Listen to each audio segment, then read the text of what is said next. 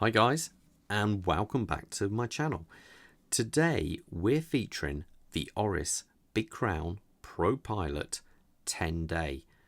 Wow, it's a bit of a beast. This watch really does stand out, I think, from the, I'm not going to say run of the mill because that's not right, but the standard range of watches we kind of are used to seeing from the Oris brand. This one is a bit of a beast. And we'll get into why in just a second, because first I've got to say a big thank you to Ryan and the team over at Francis Gaye of Coventry for allowing me to review this watch. They've got so many watches. Honestly, when I walk in there, I'm like a kid in a sweet shop. There's so many watches to try on. It is just fantastic. If you can't make it to their shop though, do feel free to give them a call. I dare say Ryan might be able to sort you out a deal and get the watch out to you ASAP. So anyway, look at this beast.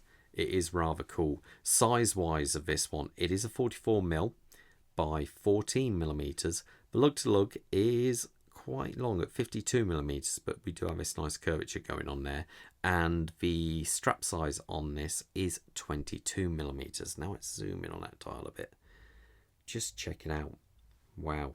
We have this black background with this kind of applied hour markers, and the rest is all printed, but it's very subtly done the way they've applied it. As you can see there, they only just slightly kind of stick up off the dial, so it is kind of nice how they do it.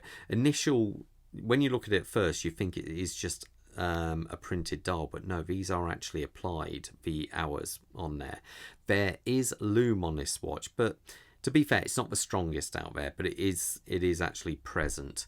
Now, obviously this dial, we have the hour markers here, we have the minute track here, and as you can see at the top there, we have 24, 1, 2, 3, as this is actually a GMT. So you might not have noticed straight away, but we have another hand coming down here with a red tip. It is quite nice that they've kind of done the hand in black, so you don't really read it that well, just the red tip you do. So that is our second time zone there. So if you were to read the time at a moment, it's at the typical just coming on for just gone 9 minutes past 10 o'clock. Now when you read the GMT function side of this, you read this here. So you'd say that is 9 minutes past 2 o'clock in the afternoon, so 1400 hours. So that's how you'd actually read it. We have the constant running second hand there for the standard time at the 9 o'clock subdial. Over here we have a date indicator. Now I must admit, I do think on this watch that would have possibly been better down here, just to give it a bit more symmetry, I'd felt, but it does look like it is crammed in there a little bit, but it is nicely done anyway with its black background to match the dial colour. Now this is where it gets interesting, as over here this is a power reserve. So what I mean by that, if I unscrew the crown, which is incredibly nice and easy to do on this model because this is a very tactile, very grippable crown on this. So if I wind it, you see at the minute it's on 4, and that's to signify 4 days of power. It is very smooth to wind, and as you notice, if you keep looking on that power reserve, you see how it's slowly climbing up there.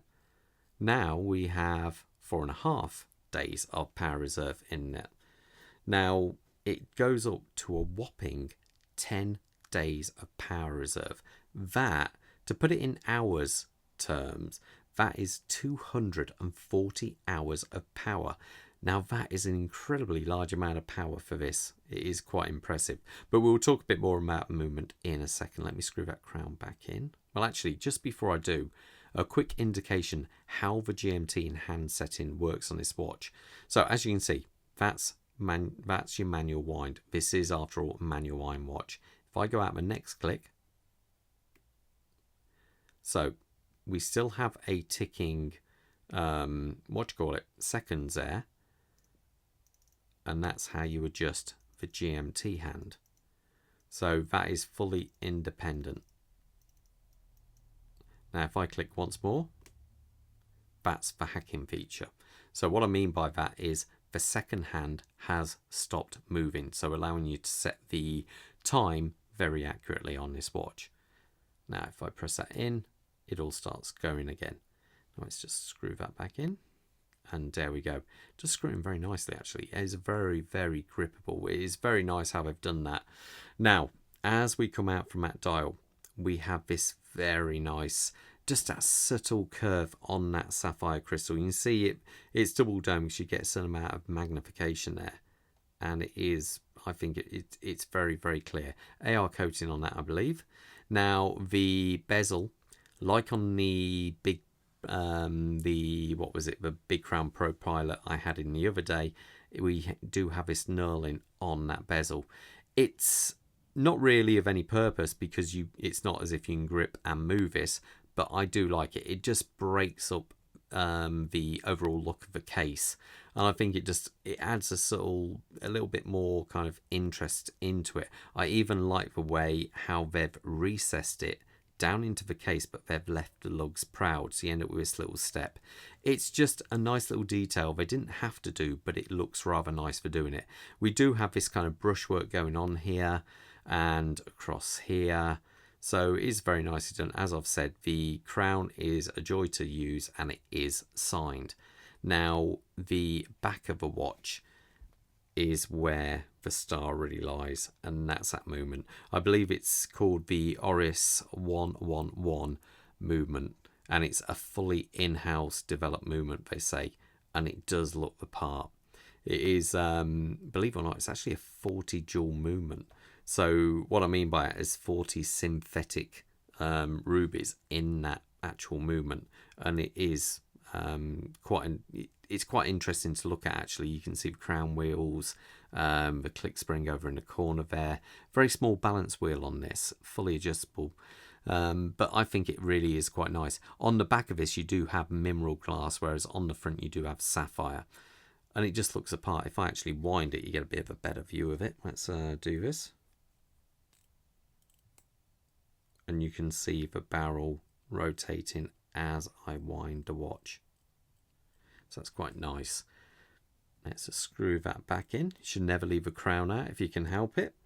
So I should say the beat rate of this watch is 21,600. So that's going to be a 6 beats per second, which when you've got a small sub-dial second hand like that, you don't really notice. I normally prefer 8 beats, but I say small sub-dial second hands, you don't notice. Obviously, the longer they get, the more you can see if it has more or less beats.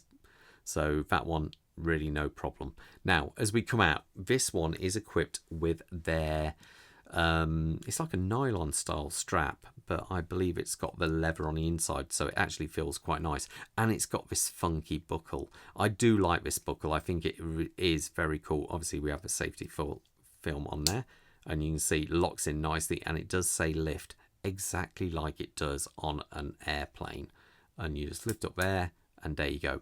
This strap is infinitely adjustable because you can adjust it within this system.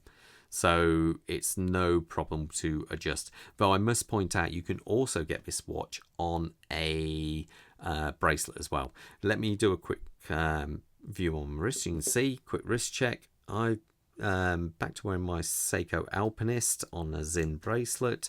Bob is sporting a Grand Seiko at the moment. We have that in for review as well. If I put this on my wrist size is 7¼ inches, and that's it on my wrist. It actually doesn't look so bad. I think it does. I'd be quite happy to wear this watch, no problem at all, even though it has a long lug to lug length. But because you have it on a strap here, you don't read it quite as much, because you just read the actual case diameter rather than the lug to lug, where you see, if you see a watch and it's on a bracelet, you read all this, where on a strap you don't so much. I should point out, actually, I did put this movement on the time grapher. Now it was pretty impressive. It was actually zero beta and zero deviation in seconds a day, which is actually quite astonishing. Though I do think having that large power reserve, it might be dependent on the amount of power in the mainspring, but I don't know for sure. I haven't, checked that out. Anyway, I hope you like the review. If you've got any questions, please feel free to drop them in the comments below, as I always try and get back to you. And please like and subscribe. So, okay. All the best and stay safe out there, guys. You take care. Bye.